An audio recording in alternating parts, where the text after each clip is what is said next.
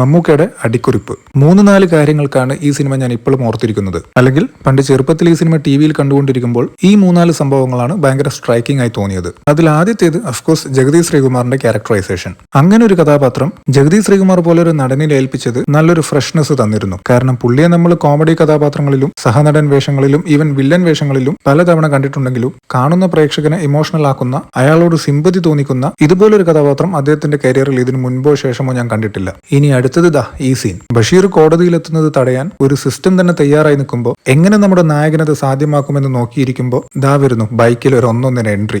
ഒപ്പം ആ കിടിലൻ ബാക്ക്ഗ്രൗണ്ട് മ്യൂസിക് കൂടിയാവുമ്പോൾ ഒരു പ്യുവർ ഗൂസ്ബം സീൻ. പോകുന്ന പോക്കിൽ ഇവരെ പിടിക്കാൻ കാത്തു നിൽക്കുന്ന പോലീസുകാരന് ഒരു ഫ്ലൈയിങ് കിസ് കൂടി കൊടുക്കുന്നുണ്ട്. പിന്നെ തന്നെ വെല്ലുവിളിച്ച ആ പോലീസുകാരനെ പേര് മാറ്റി വിളിക്കുന്ന ആ സീൻ. ഇനി ഇതെല്ലാം കഴിഞ്ഞ് ടൈലൻഡിൽ അതുവരെ ഉണ്ടായിരുന്ന ഒരു മിസ്റ്റീരിയസ് കഥാപാത്രം യഥാർത്ഥത്തിൽ ആരായിരുന്നു എന്ന് കാണിക്കുന്ന ആ രംഗങ്ങളും. ആകെ മൊത്തം പറഞ്ഞ നായകൻ തന്നിലേക്ക് വരുന്ന എതിരാളിയെ അല്ലാതെ മറ്റൊരാൾക്ക് വേണ്ടി ഫൈറ്റ് ചെയ്ത് വിജയിച്ചൊരു കഥ. നൈസ് പടമാണ്.